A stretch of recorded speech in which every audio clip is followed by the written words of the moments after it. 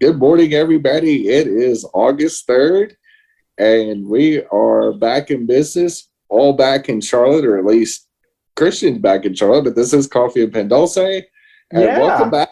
Welcome back to the land of the living and non-vacationing. Well, thank you. It's always, oh, there we go. Sorry. Hey, here we go. All right. Thank you. Still on a little RV lag, aren't you? Yeah. You know, it is, it's good to be home. It's good to be home.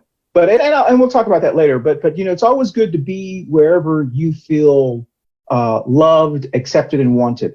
And so the fact that I was in a place that does that, like going home, it's always sad when you leave there. But when you come to another place that loves, accepts you, it's like, you know, it's. When are you moving there? Well, just kidding. Well, not to bring that up. Uh-oh, you froze again. Oh no, it's like you're back in Key West. So anyway, he is frozen. I don't know if he's frozen on his end, but we'll keep going until he resets and switches over to a different internet or something. But anyway, this is Coffee and Pan Dulce, and this is the first edition of August, and we've got a lot to talk about. I hope and believe this is gonna. Oh, there we go. All right. So we're back with the living. Yeah. Welcome back to the Monday night or whenever we tape. So let's say that. Yeah. The little gremlins that got back in your computer. It looks like. Exactly. Well, shall we start? Yeah, absolutely. I was just killing time and yes, just thank you for a little bit while I was waiting for you to get the hang of it. Always appreciate that. All right. Well, welcome everyone to Coffee and Pan Dulce. I'm Christian Cano, one of your co-hosts, along with Jenny Gunn, Barb Bacon, Mama Ruth. Barb is not joining us tonight. She actually has a family. When we take this, she actually has a family event that she has to attend, and maybe we'll see Mama Ruth before our next anniversary. So I'm sure we'll see her again.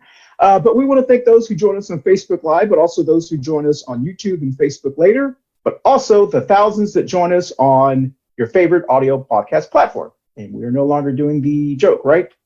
No. Okay, all right. Spotify jokes. We took it to the point where it almost got creepy, and so we beat a really funny joke into the ground, and but that one was so funny with a Joe Rogan reference every week when people aren't even talking about him anymore, and it's pretty bad.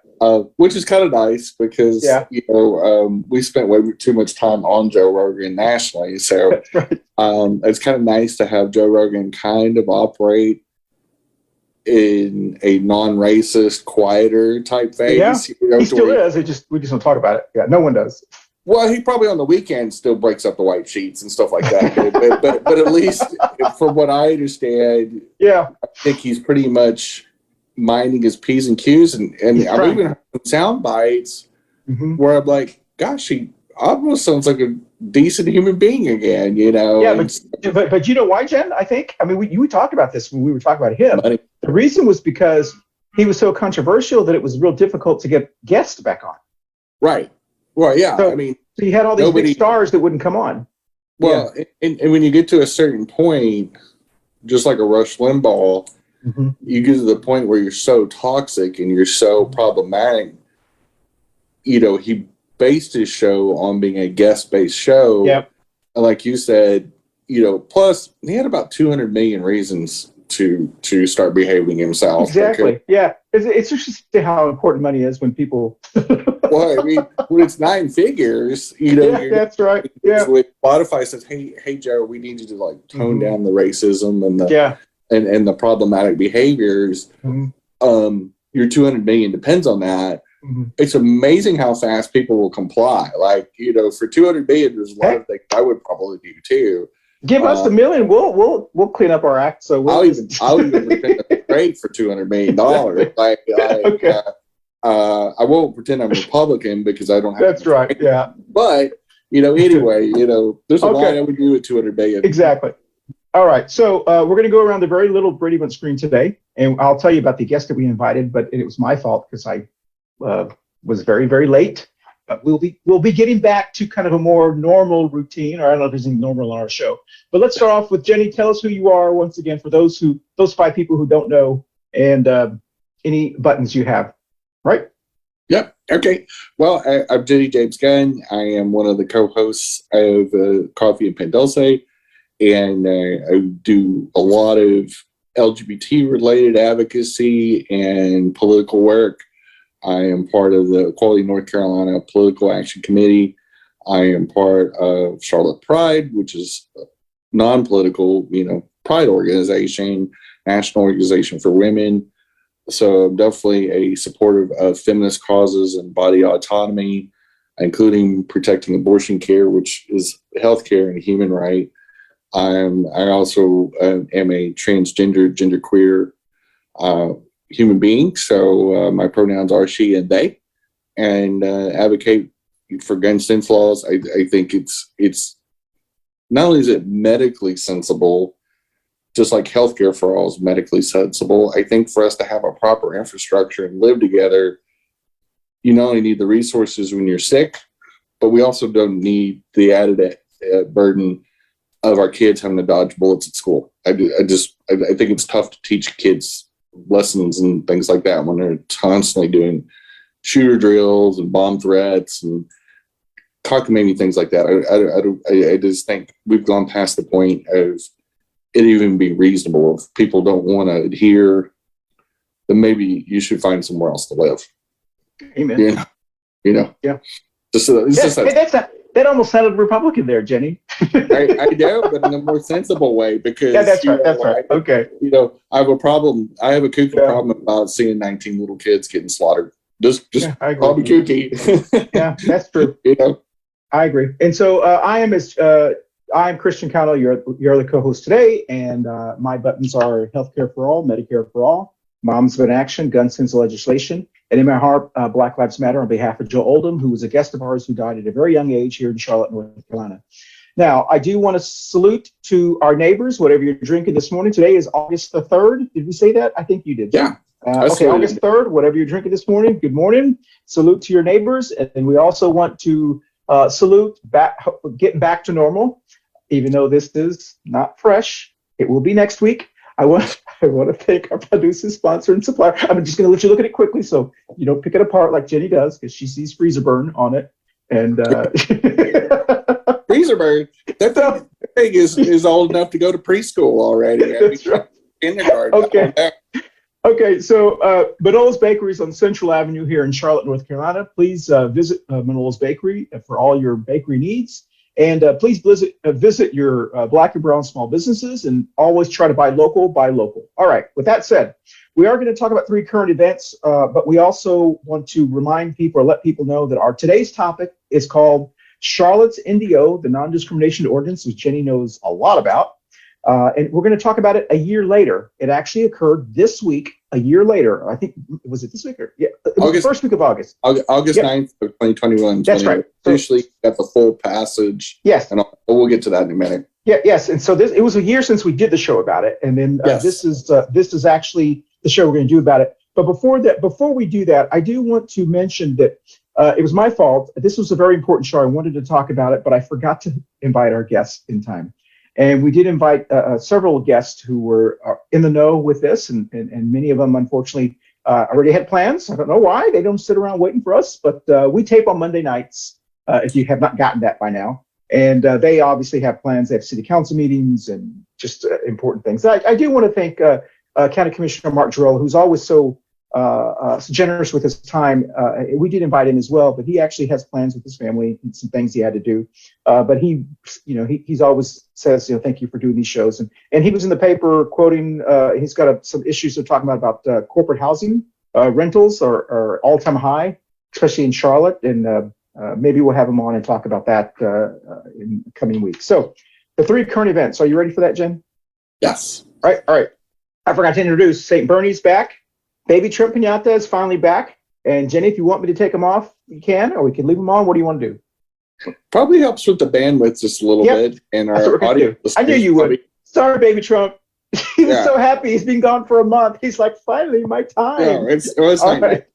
Yeah, that's right. It's not that. Well, we'll see you later, Baby Trump. Okay, I'm gonna get them off when you start talking about the three current events. But the first current event, according to a very conservative group, they believe in the next 5 years that there is a 50-50 chance of having enough states, I guess 2/3 of states actually have to vote to convene a constitutional convention. It would be the first time it's ever been done. All of our amendments have been done by Congress, and then the states ratify them. Well, the second way of doing it is the states can call their own convention, but 2/3 of them have to do it. And they believe in the next 5 years that there will be enough gerrymandered in states that they have enough general assemblies to actually do that. So that's something to look out for. Also, this just happened. There's an Illinois bakery that opened in November of last year, and they were doing drag shows on Sundays or weekends.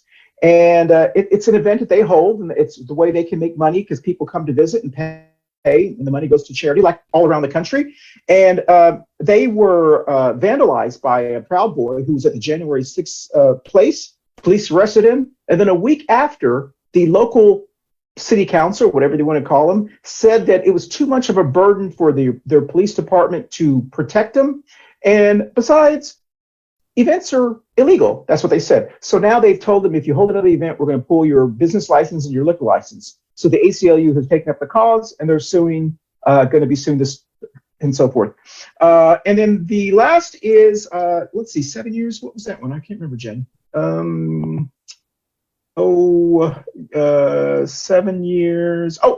There is a defendant in the January 6th insurrection, and on Monday he was actually found guilty before, but he was sentenced today to 7 years in prison. It's the longest sentence of any of the defendants, and of course his attorney is saying it's not fair and all this kind of stuff. So I don't know if you want to comment on any of those three. And while you're doing that, I'm going to do some things here.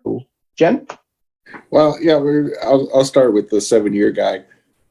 He's lucky that they're not asking for a firing squad. I mean, when you attempt a coup, there's many countries that would just line you up and shoot you. There wouldn't even be a trial. The fact that he even got a trial when it's so obvious, your Cano camera videotape themselves. Exactly. Is there any? He ought to be glad it's just 7 years, and just think his lucky stars. They should get life imprisonment or the death penalty. Mm-hmm. Second of all, I guess the other ones, the constitutional, convention thing. What they forget is statistically Republicans are going to be such a small part of the population by 2026 or 2027. If anything, it's going to be a constitutional committee to get rid of Set 2A. Exactly. And probably send some of the red states packing, and they can just make their own country of River Tucky. So I do believe there is a national divorce, is a strong possibility. In fact, I'll be truthful, I believe there's going to be a great divide and a great national divorce, and I think both sides want it. Mm-hmm. And I see that there's going to be two Americas, and I think it's going to happen by 2030. I don't think when you have a religious, theocratic, authoritarian, not even a political party anymore, just a terrorist group, is what the Republican Party has de-evolved into, that doesn't believe in democracy. Sometimes divorce is the only answer, and both sides are saying it. Both sides, I think it's why they're pushing so hard to hurt some people in each of their red states, is they want people to leave. They want liberals to leave. They want progressives to leave. They want the homosexuals to leave. They want to make it so miserable in certain states that there'll be there's going to be a mass migration in 2020. Yep. We're already starting to see it, and I believe that that it's been talked about for a little while, and so I don't think this is the new subject. I think the Constitutional Convention threat is more of, we need to sit down and figure it out, and then divide the assets, and literally, and because you can't negotiate with people that believe what they believe and have no reasonability, and they have no common sense, no common ground with real America. So it's almost time to send the wackos packing and just congeal them down into about 5 or 6 states or whatever. Okay. We give How about them. the Illinois Baker? The Illinois Bakery, that's a crock of shit. You can't on one side deny a gay couple a wedding cake in one state, and then in a different state say you can't, a bakery that wants to have drag shows, that wants to have diversity, can't have that. First of all, it's insanely illegal for that city to do that. There's no way that's going to survive any court. Whether the federal government steps in or whatever, but that's just insane. Is that they're making drag shows sound like some kind of strip show or something. I'm like, drag shows are fun, but a lot of them are moderately tame. I mean, it just depends on the queens and the kings that perform, but some of them sometimes even border on being slightly not that entertaining, and at the very least, it's not salacious like the groomers or Republican groomers are saying. Is that if it's happening in a bakery, I'm pretty sure it's donuts and drag, and it's probably, I'm just going to say it's probably not getting real raucous, and it's probably more like a brunch type thing, and most drag brunches are pretty tame. So it's kind of wacko that a city would be that worked up because some jackass terrorist wants to damage a fucking, a bakery. That it should be treated as exactly the way it looks. You should take care of the terrorist that damaged the bakery, just like any other crime. And not victim blame. It's not the bakery's fault that a wacko doesn't want a drag show to happen, and they probably don't even live there. Whatever. But that's not the answer to. You're actually encouraging Proud Boys to target LGBT and minority-owned businesses by kowtowing to that and say, well, the real problem is y'all having an event. No, not the where does that stop? That's a very dangerous signal to send to people there in Illinois. Okay. All right. We're going to take our first break, and then I'll be back and give you my take on those three real quickly, and then we'll go into our topic. So we'll be right back to Coffee and Pan Dulce. Hey, everyone. Thank you so much for watching our Coffee and Pan Dulce show every week. Don't forget, you can watch us visually on our video podcast platforms on Facebook and YouTube. But you can also listen to us on your favorite audio podcast platforms like Apple, Amazon, iHeartRadio, Spotify, and all of the other ones that your favorite, whatever your favorite is. Once again, thank you for watching us on Coffee and Pan Dulce. We'll dance out.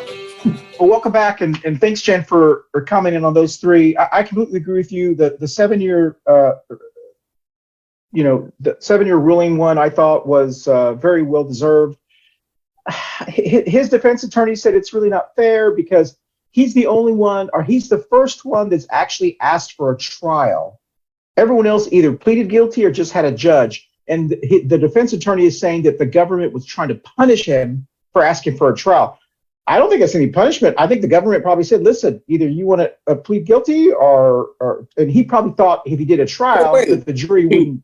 So he broke the law, and now his butt hurt because he tried to fight it in court, even though he probably videotaped himself doing everything, probably peeing on the walls or whatever he did. And his own son was a witness against him. He gambled. Well, of course, with the whole, his idiot lawyer should have said, Broham, I can probably get you 30 months. Exactly. Maybe 3 years. And if you're a model citizen, federal prisons will not do 2-for-1 days, but they will sometimes reduce it to just 85% of the sentence. So if he got 30 months, he probably would end up only doing a little over 2 years with good behavior. But he gambled and said, "I won't take the deal. I won't testify against the uppers in this coup attempt." And he got 7 years. I agree. I think he got off easy because he was stupid. Yeah. And so the Illinois bakery, I completely agree with you. The reason the ACLU has taken that up is because they said it's unconstitutional for you just to go after this one. If you're going to let no one have entertainment, then no businesses can have entertainment. And so I do think they're going to back down. I do think the city's going to back down, but they do need to sue them so they can. On a constitutional level, it's a violation of free speech. Yeah, well, that's a good point. So that's a good point. One, you're violating 1A. That's a big one. It is the first one for a reason. Yep. And so you can't, just like you can't keep businesses from putting up signage that's against their First Amendment. You also can't control, as long as it's legal and conforming with local safety rules and OSHA rules and all that. Obviously, doing flaming lines and indoors, and fire department has to come out every other week. Again, it would be public endangerment. But literally, the drag queens, as flaming as they are, in a danger to society. Yeah, but you know how they can get around that, Jenny? Simply by the same way that Mexican restaurants and any restaurant gets away with having like a band or mariachis at their restaurant. The people aren't paying for the mariachi, they're paying for their food, and that comes with it.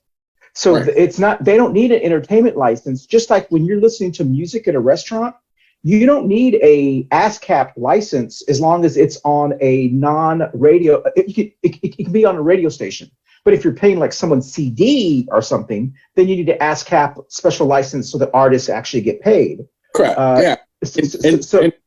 And with any kind of entertainment, depending on the type of business you are, and if you have a liquor license, it does change things a little bit. But this is a friggin' bakery. Exactly. They're making sweetbreads and donuts and probably something. Probably some little kolaches, considering you're in Illinois, some pretty tasty stuff. And quite frankly, they're probably having some kind of like maybe some mimosas and just having a good time. And you don't have to, first of all, that city needs to mind their own business and just go take care of the stupid Proud Boy. Yeah, I don't think. I don't think it's gonna. But you can't tell a business to stop doing part of their business model because some criminal, some terrorist, the business. I'm going, well, what's next when they decide they don't want to listen to rock music because it sounds too gay? It's going to tear down all the bars. But hey, Jenny. But Jenny, under their thinking, think about this, because we have to start using what they use against us, turn it around. Under their thinking, if we start terrorizing churches and the church asks for extra security, then the city should tell the church, you got to close down because we can't afford security. Yeah. That's their logic. Their logic is because people are vandalizing your store, our police officers having to drive around to protect you, and it's causing too much money, so you're gonna have to stop. Yeah. It's if they want to go out and pass an ordinance like that, you have to use extra emergency services for your business. Yeah. Then what that those people need to do is start going after conservative type businesses and churches. Exactly. And make them require extra. So private schools that are religious and all kinds of religious, organization. Hey, you go, well, if a couple of those churches happen to burn down, not encouraging it. Hey, we could close out every Chick-fil-A tomorrow, because you know how much security it takes. Those cars park all the way out the street. Oh, they're terrible. It's terrible. The one over where I live in Cotswold, part of Charlotte, they're backed up like 2 or 3 blocks half the time. And it stops traffic. Public nuisance. Exactly. Thank you. And I'm going to call them in as a public nuisance and see if I can. As a matter of fact, Jenny, I think you need to go to city council and talk about that one. So, okay. And then the last one. Yeah. And then the last one, the 50% chance of 50 in 5 years. That's such I agree with you. But it's so interesting that what they're saying is there's a 50-50 chance that we're going to have you know what that means? That there's a 50-50 chance that that's not even true. I mean, I can even make that prediction. I can say there's a 50-50 chance that I'm going to be president one day. Yeah. It more likely ever going to happen. I mean, but you made a very good point, Jenny, because it takes 2/3 of the states. They're under the impression that tell they're going to expand their base and they're going to be able to take over 2/3 of the states when they're actually losing their base. And I agree with you. That's an idea that we need to say the same thing. Say, hey, in 5 years, we want to hold we agree with you. We're going to hold a constitutional convention and we want to get rid of Amendment 2. That's an excellent, that's a good. Yeah. And not to put too fine of a point of it, 2A is the most obsolete constitutional amendment we have because it doesn't even apply anymore. It was just created so that the federal government, has the right to call up people to serve in the militia, and a well-regulated militia. That's the only reason 2A exists. And now that we have federal officers and National Guard and state National Guards and this $1 trillion military, super satellite, nuclear powered, military that is nothing like what what we had 240 years ago post, the Revolutionary War. We created it because we didn't have a standing army. We created it because that's how we fought the Revolutionary Wars. We called up everyday citizens, said, grab a gun, let's go fight the British. And then didn't pay them. And so once again, the federal government screwed the ordinary poor person. And but a long story short, 2A was the exclusive reason. In fact, George Washington, during his presidency, used 2A multiple times because, again, people returned back and didn't get paid. And they were broke, and there was a bad economy and lots of debt for the brand new government, and it wasn't good times unless you were rich back then either. And so, but now that we've got the world's most powerful super military with the weapons that they couldn't even conceive back in the late 1700s, and we've got layers of federal government. You got the FBI, you got the NSA, you got all these quasi-governmental agencies with guns, TSA. I mean, we've got, if you need a federal armed agency, we've got it, and so none of that existed 240-something years ago. So 2A is completely obsolete, and it's being misused anyway. So you might as well get rid of that and get rid of our 406 million guns. While you're at it. So, again, it's a wacko premise, and I would love to see 2A gone. Yeah. All right. So before we take our second break, I want to do something that we hardly ever do, but I know you'd get a kick out of this. So our show 2 weeks ago about MAGA Republicans, just viewers, we've had a little over almost 10,200 viewers and over almost 1,000 listeners on that show. And of course, last week's was a really good one as well. That one's just start trending, but Barbara's is up in 5,000 viewers now. But on the MAGA viewers, people continue to keep watching it. And I want to read a couple of comments. Just tell me, we don't even have to comment on them, but I think it's important that we read these comments. One person put, I live in a Republican territory, lots of welfare queens and meth heads, right? Must be Missouri. Yeah, and the other one, the Danielle DeParcio, and you can always look at their profile to see what they're probably going to say. Watched it, but still was upset and had to comment. Clueless. The other person, Ken Ciccione, said, "Why am I seeing this crap?" Another one, Mary P. Lopez, said, "My goodness, there are no words." Gordon Castell said, "No one except white woke gender is not binary liberals using the word Latinx." And then J.R. Vickery said, "Degenerates." But one of the ones that actually took themselves off of here was a pastor, a Lutheran pastor. I don't know if you saw that one, Jen.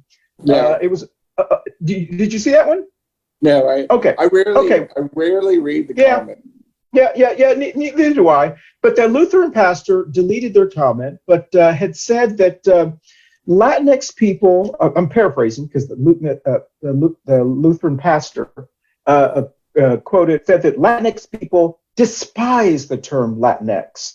They find it offensive, and so I looked the person's profile. I thought, well, maybe this is like a Latino or Latina Latinx. And then I thought, well, surely this person doesn't watch our show, because we did a show on this and we've said you don't have to use the term Latinx. You can use Hispanic, Latino, Latina, Tejano, Chicano, whatever you want to use, Cubano, whatever you want to use. You don't have to use it. We just use it out of respect for gender neutral guests that we have on our show.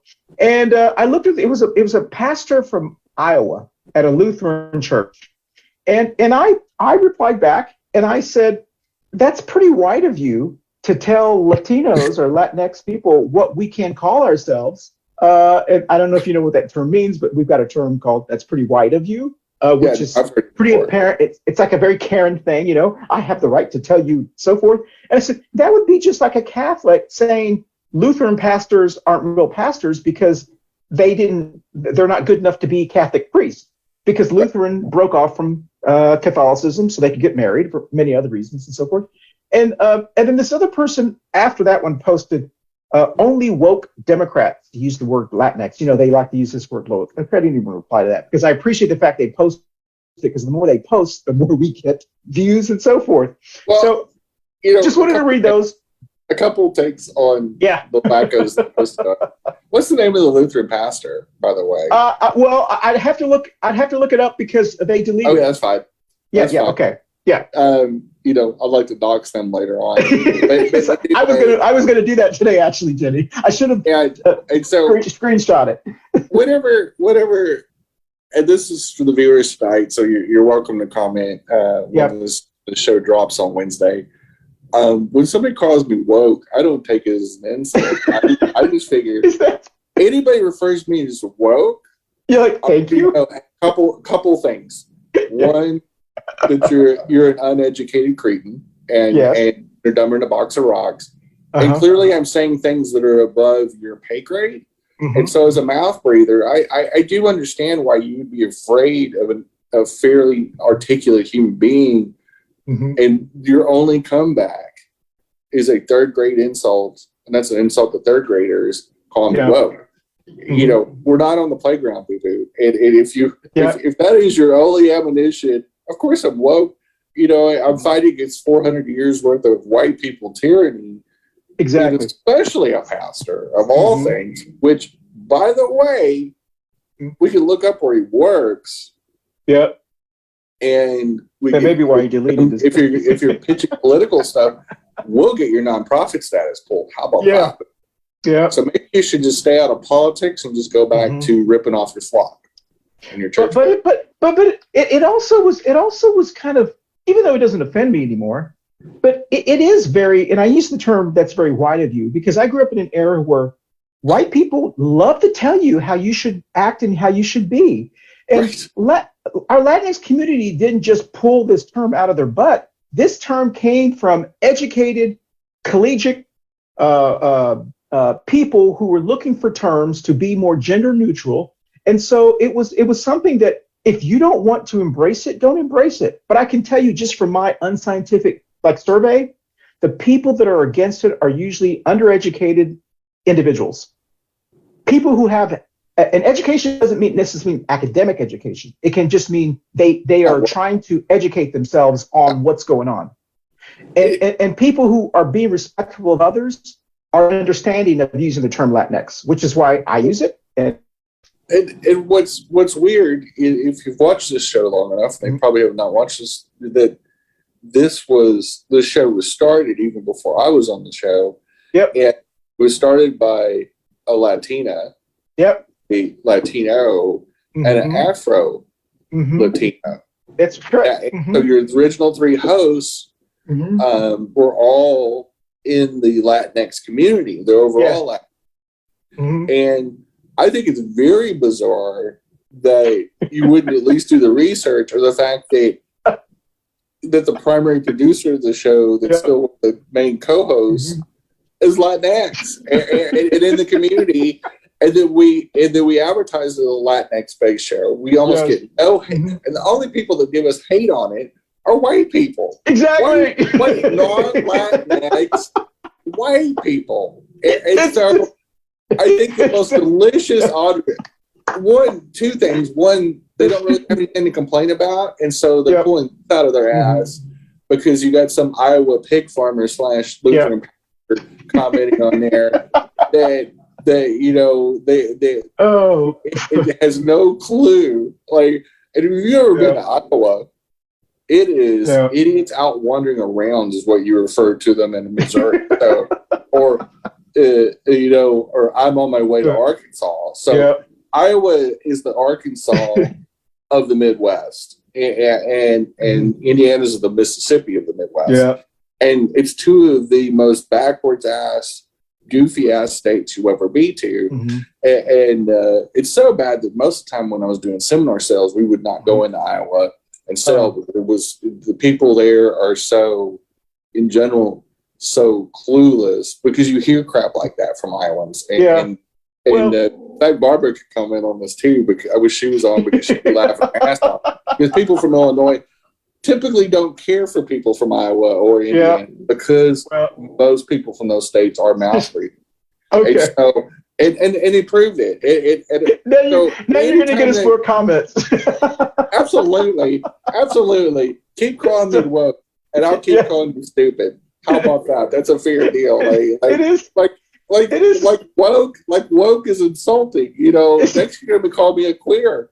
Oh my gosh, I didn't know it was queer to you. You called me a queer, a woke queer. Oh my gosh. You mean I wasn't wearing all these rainbows because I'm queer? I was maybe Irish or something? Yeah. I don't know. Good Lord. I couldn't have said it better, Jenny. And on that note, we're going to take our second break. And our second break is actually a thing that we're doing all summer long. It's a PSA, public service announcement that Jenny did about monkeypox. And so we'll be right back on Coffee and Pan Dulce. Hey, y'all, a very important PSA. Monkeypox, a viral infection similar to chickenpox, is on the rise. There's been over 1,500 cases documented in the United States. If you've been exposed to the pox by a lover or by any other intimate contact, make sure you contact your county official or your personal physician. To learn more, you can contact any of your county health officials and see about a vaccine and or possible mitigating the symptoms. Be safe out there and have a fun summer. Bye. Thank you, Boo, for that information. Bye. Hey, I'm Christian Cano. I wanted to thank you so much for watching our Coffee and Pan Dulce shows. I also want to thank you so much for watching us on our video podcast, which is on Facebook and YouTube, but also for listening to us on our audio podcast shows on your favorite audio podcast platform like Apple, Spotify, Google, Amazon, Deezer, Podcast Addict, Podcast Chaser, and many more. Once again, thanks for watching us and listening to us on Coffee and Pan Dulce. Bye, y'all. Well, welcome back. And don't forget to look up wherever you live. And there is vaccines available now for monkeypox if you're in a group that may be just to touch on that. Is that right? Go ahead. Yes, please. Another wave of vaccinations for the monkeypox. They've increased the supply and the production. Because even though it's an American company that produces it, it's actually the production line is in Europe, and but they have about 800,000 vaccines that are being distributed now and in the next few weeks. Because it was not intended on ever needing a mass stock of monkeypox. Mm-hmm. But keep in mind that, the chief way that you can get monkeypox is with extended skin-to-skin contact. Yeah, it is not just relegated to gay men or bisexual men. Yep. But typically speaking, even if it goes from your mouth to a mouth, it's typically in the deal of kissing or sexual contact. But a tremendous amount of intimacy, and so it's not something like COVID where you can just walk through a mall. Get the droplet fall in your face and you immediately get it. So there's a big difference between the skin to skin, full contact, a pox like a smallpox or a monkeypox versus an airborne virus like a flu, like a common cold or even COVID-19. Yeah. And so check with your local county official. They are being distributed only through county health departments because it is such a limited, and they will ask you some questions. Just like, do you have a lot of intimate partners, that sort of thing. Sure. But they shouldn't ask you, they'll put you on a waiting list, and they are getting them out pretty fast. And I know a lot of individuals have already gotten their vaccination here in Mecklenburg County and Charlotte, North Carolina. So okay. Excellent. Well, yeah. Thank you for doing that, Jen. And we'll do that all summer long, as long as we can, or as long as we need to. And so with that said, we took a second break. Now let's get into our topic. Charlotte's NDO a year later. Jenny, you're pretty familiar with this because you were pretty involved in a lot of screening and stuff like that. So the Charlotte NDO, give us a little history. Remember, it didn't pass, in 2005? And then it passed, I think, in 2006 or 2007, or was it or vice versa, something like that? So the first attempt at a non-discrimination ordinance that covered multiple communities, including the LGBT community, the first time was attempted in the 1990s. And it never really got off the ground, but it kind of started the ball rolling on a lot of LGBT related. And Charlotte was also changing a lot in the 1990s, growing from a fairly small city to, a major financial center. Sure. It also happened in the 2000s, but the most significant one was the one that passed in 2015. Okay. And it spurred on the now world famous bathroom bill in 2016. It started a tremendous legal fight. It got thrown out in court, but before they did, they passed another compromise bill called HB 142. HB 142 sunsetted in the December of 2020, which allowed 3 of the 4 major clauses sunsetted. So it green-lighted North Carolina cities and counties to be able to pass non-discrimination ordinances again. And for everything but public facilities, so AKA bathrooms. That's public accommodations is what they call it. And so what we did is that we crafted, in most cities and counties that passed it in 2021, crafted it along these lines. Most of them included veterans, people with natural hair, pregnant people, and the LGBT community. We're usually the 4 major clauses in there. And really it's because there's so much discrimination against those 4 groups. And you get pregnant, and all of a sudden your boss walks in and lays you off because you have more liability.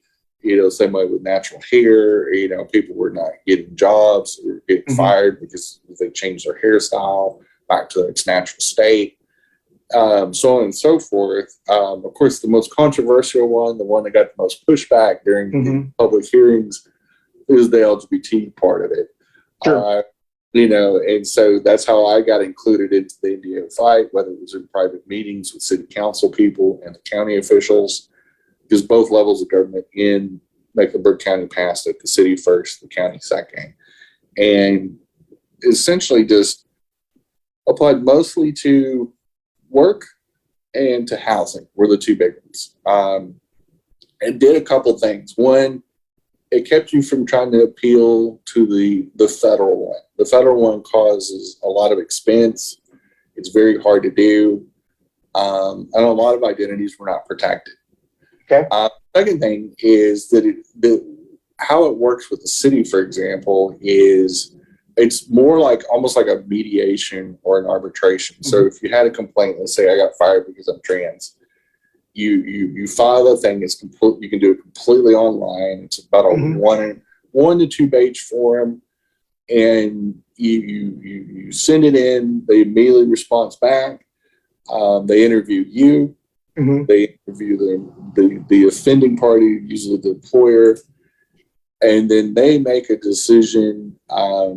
It can, because it is a misdemeanor. It can lead to higher consequences than just a fine. Most of the time, it's designed to either restore the person's job if they still want to work there.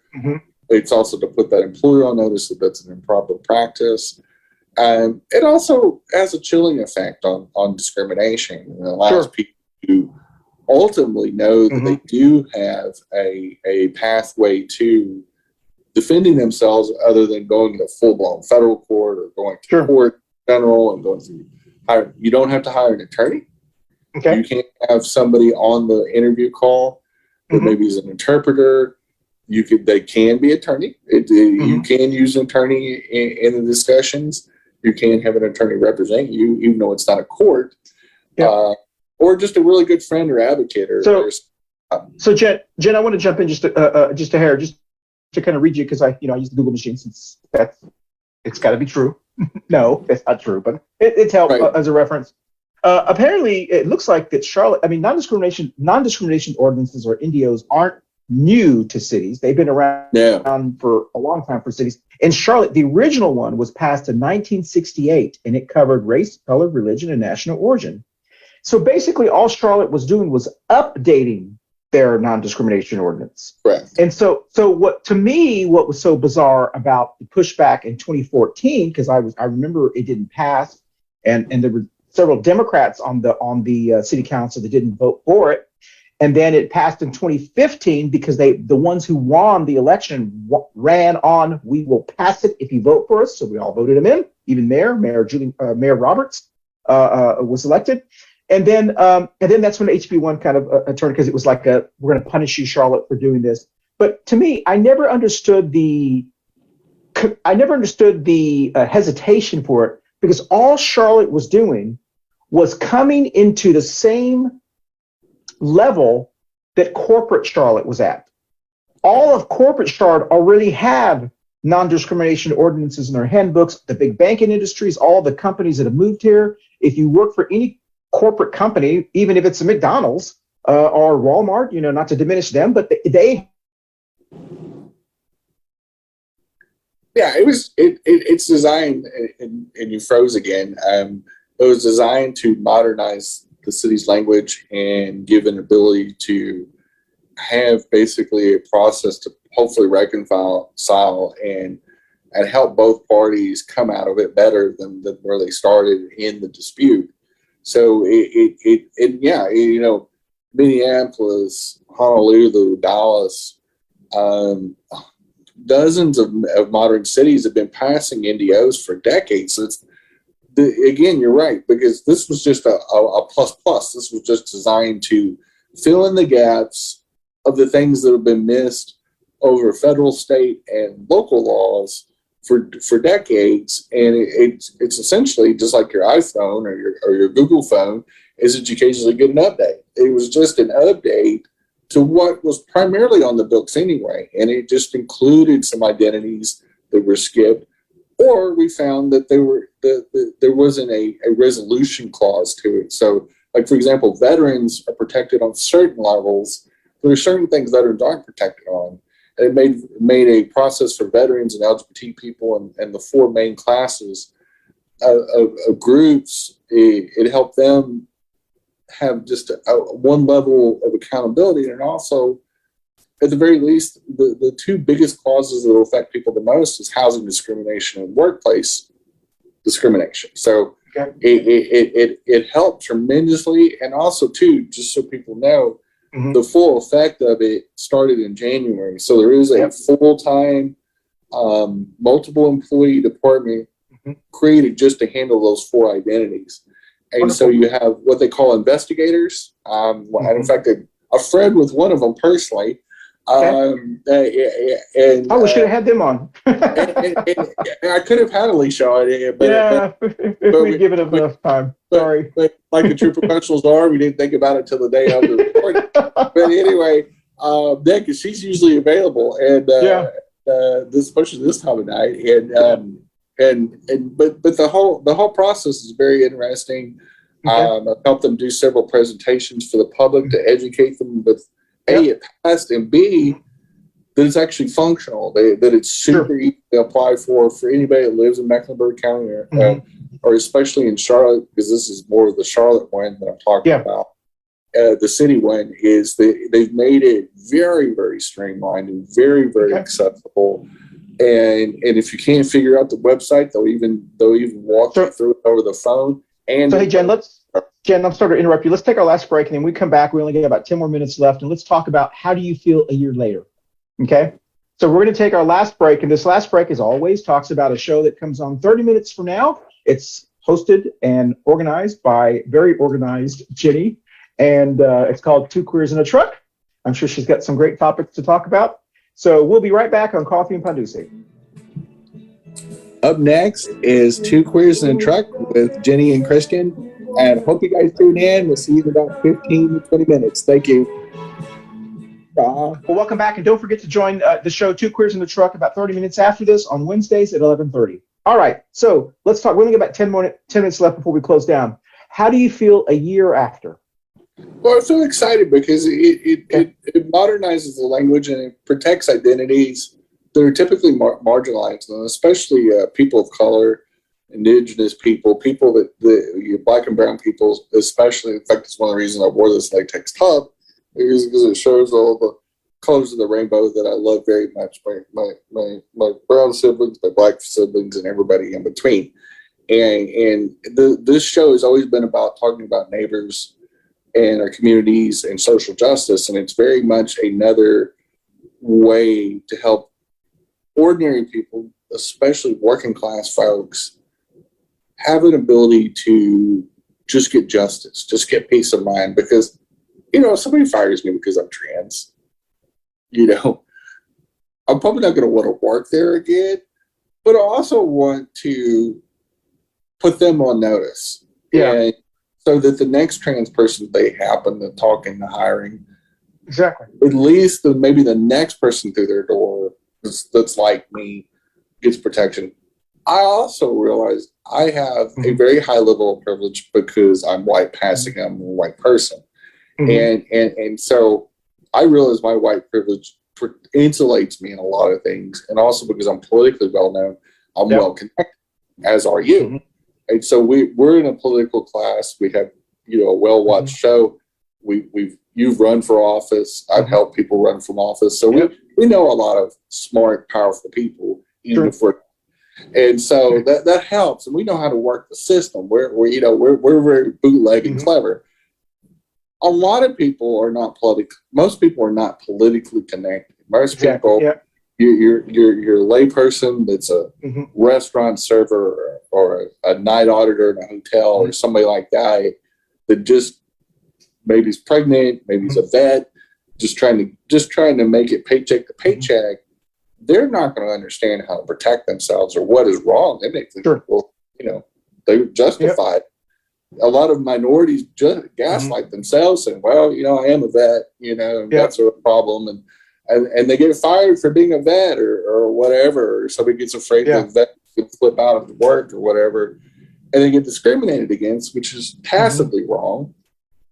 But having this allows people to easily access the part of government that's the most important, which is protecting our neighbors from each other and making sure that everybody gets to live life, liberty, and the pursuit of happiness. Sure. I'm very excited for this. I also think it's a jobs and a freedom thing. One of the most important discussion points that came out of this is the fact that major cities that want to draw major industries like technology, more banks, investments, just like Raleigh, just like all the major cities in North Carolina, they're growing. We're one of the fastest growing states economically in the United States. Even Nashville, Tennessee is. And one of the reasons North Carolina is growing so fast is that we reimagine the social justice lens when Governor Cooper won in 2017.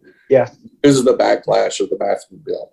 And how we started bringing companies back, including film companies and TV companies and all that, was because our governor took that very serious and went back to healing the state and has done a really, really good job in the last 5 and 6 years. And you can't draw major international companies because they're going to bring a certain amount of employees here. Like a Credit Karma that just moved to Charlotte a couple of years ago, or Apple that's building a major $3 billion plant in the Raleigh Triangle area. Exactly. Companies like that could build anywhere they want to. They don't just care about the investment we'll make in them. but they don't want to bring an executive team and a management team in here. It's not going to enjoy living here. Yeah. They may have a gay son. They may have a transgender daughter. Exactly. And they're like, hey, I'm not going to send my loved ones, my employees, the people I depend on the most, to invest this $3 billion into a redneck backwards asset. And there's too many states that aren't like that. And they're like, I agree with you. It had a multi-billion-dollar chilling effect on the economy when the Republican jackasses passed that. So how we undid that was to make sure that Governor Cooper spoke a calm language, an affirming language, and encouraged this kind of thing, and encouraged this kind of healing, and it's paid off dividends. You know, but don't you think, Jenny, what you have said, and you've been very consistent with this, and I know we only got 3 more minutes before we got to start closing down, but you've been very consistent, and I wish that as a Democrat, I'm a Democrat, as are you. As a Democrat, I wish we really promoted ability to attract businesses more, because every major top 20 city, except maybe 2, is run by Democrats. And they're very prosperous. Companies want to move to Charlotte. Company wants to move to Nashville. Companies want to move to Austin, to even Chicago. You know, people joke about Chicago. There aren't people that want to move to Monroe, North Carolina. Are there not that many people that want to move to Republican-run cities? Because there aren't a lot of really big cities that are Republican-run. And so it's important that we say, listen, they may talk being conservative and things like that, but the cities they run turn into poor cities and poor people and their welfare. And that's kind of one of the reasons we did that show a couple of weeks ago, our MAGA Republicans Welfare Queens, because they live in towns and cities that you and I have to pay for and to offset. Yeah. And so that is frustrating that people keep saying to us, well, you're woke. Yeah, you can call me daddy and woke because I'm your sugar daddy. Right. Yeah. Oh, hey, the 6 counties in North Carolina out of the 100 are almost 85% of the economy. And so when you look at, we put the other 94 rural counties on our backs and carry them every year. And it's just the truth. The Charlotte metropolitan area, including Union County and Gaston County and Mecklenburg County, plus northern South Carolina, our suburbs go all the way into another state, is almost up 2.5 million people. And that juggernaut, that huge metro, and some people even call us the state of Charlotte, because we're so big and we're so dominant in the state. And what we do regionally as well is that Union County, Gaston County, and like York County and places like that in South Carolina would not be growing without us. Without us, exactly. They would be bumfuck Egypt, that's why. Hey, Jen, County. Jen, do you remember during the debate in the Charlotte City Council debate, there were people who did not live in Charlotte would come in and speak and say, if you pass this, we will never shop in Charlotte again. We are going to take and we were like, bye-bye. Remember we said that then? Oh, yeah. Remember? Oh, absolutely. And they're still shopping here. Even city council members said a couple things. One, because these were all like supposed Christian pastors and Christ. There was a priest. There was a priest, I remember. There was a priest. Well, and then we had Skip. Skip also. Yeah. Oh, yeah. Normal. Exactly. He shows up there. Yeah. And he doesn't even live in Mecklenburg County. Exactly. Yeah. But a couple things that was interesting, there were comments about the city council, the city council themselves, is one, they were taking it aback how hateful these so-called Christians were. And two, they said, we'd already looked up who the guest list was that was allowed to speak, that had applied to speak. And they said the people that were anti-fairness and non-discrimination, none of them lived in Charlotte. None of them lived in Mecklenburg County either. And so it was just kind of ironic that the 4 or 5 mouth breathers that got up there and just were screaming all kinds of obscenities and just making an ass out of themselves, literally was just the only people they cared was themselves. Well, of course. And Jenny, they always do, and you and I know, ever since they always use that line. if you don't do this, we're going to stop shopping at. We're going to stop going to Disney. We're going to stop shopping at this place. Bye bye. All five of you are probably not going to affect a multi Exactly. dollar. Well. Our county budget alone is $2 billion. Yeah. Can you imagine the kind of money is generated for this kind of one of the largest banking centers and financial hubs in the entire United States? Yeah. We're a top 15 city. We don't care. In fact, you can stay at whatever moose knuckle state, city, wherever you married your cousin at, you can go back to and crawl into the property. Because we can plus, you got 2 million plus people in the metropolitan area and over 1.2 million people just in this county. Yep. I'm pretty sure the 30 cents that you're going to spend at McDonald's to get a senior coffee is not going to bankrupt the city. I'm just all right. Well, we've just probably upset a couple of people, but we want to thank them for watching every week, and we hope they come back next week because we even have a better show next week. Next week for the month of August, our second show is why Democrats win all major cities. We'll talk about the top 20 major cities and why they are run by Democrats and not Republicans or libertarians, if that. And then the third week, on the 17th, we'll be talking about Charlotte Pride returns. Jenny's very familiar with this. She's involved in it. Charlotte Pride, I'm very excited, returns. On the 24th, we will talk about the Great Resignation. That was something that happened this year. A lot of people resigning for their jobs and going to other jobs, and it was called the Great Resignation. And then the last show of the month, we have 5 in August. It's going to be the Great American Labor Revival. We'll talk about if labor unions are going to be coming back, like at Amazon and Starbucks and so forth, and in hotels. It is my former business. So we'll talk about those. So, Jenny, great show. Once again, you and I carried it. And we'll stretch a little bit because I got to bring Bernie and Baby Trump to say goodbye. So tell us where you're going to be over the next week.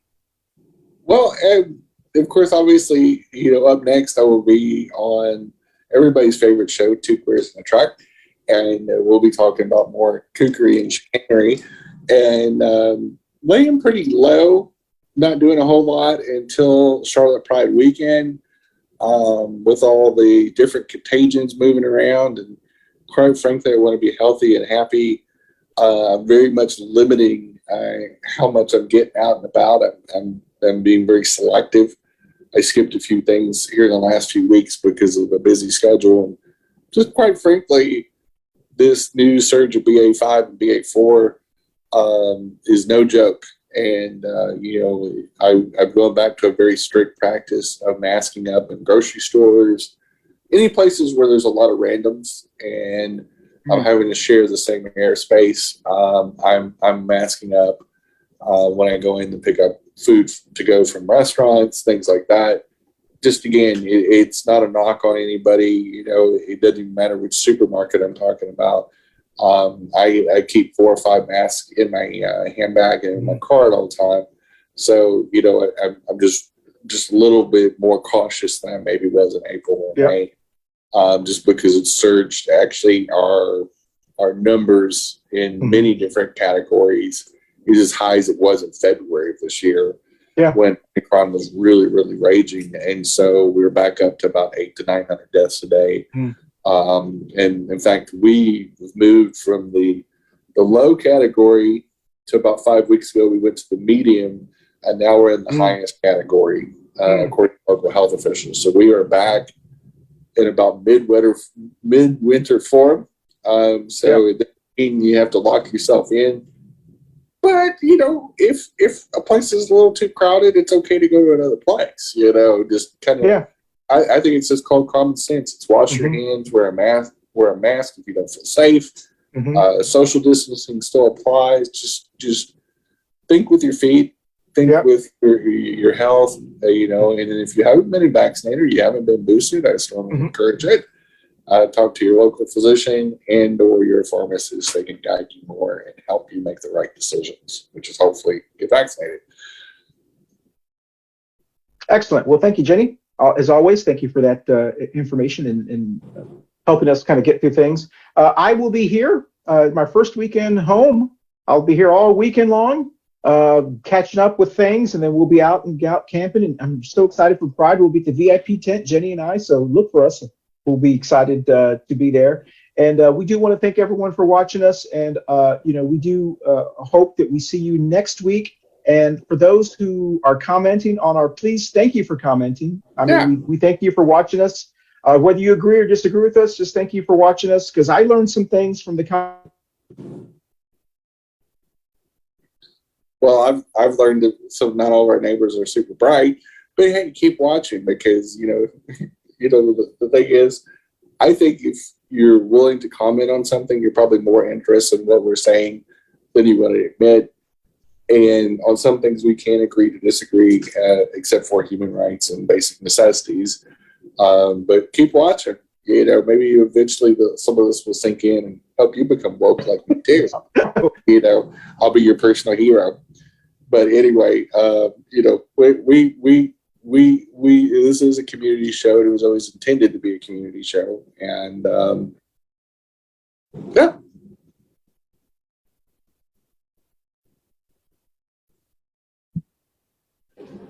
As always, we appreciate you watching, and we'll see you next week. Bye, y'all. Bye. Thanks, Jenny. You're welcome. I was like, well, I'm just going to keep talking because. Yeah. All right. Good job. Good job. See y'all. Thanks, everybody, for watching. We appreciate everybody, whether they're a fan or not. And we'll just keep being woke, and we'll be safe out there. There's a lot of poxes going around. That's and we'll see you next week. Stay woke, Jenny. I'll stay woke. Bye, y'all. Open. That's right. Bye, y'all. Thank you. Next up, thanks for watching Coffee and Pan Dulce. Next up is Two Queers in a Truck. Stay tuned.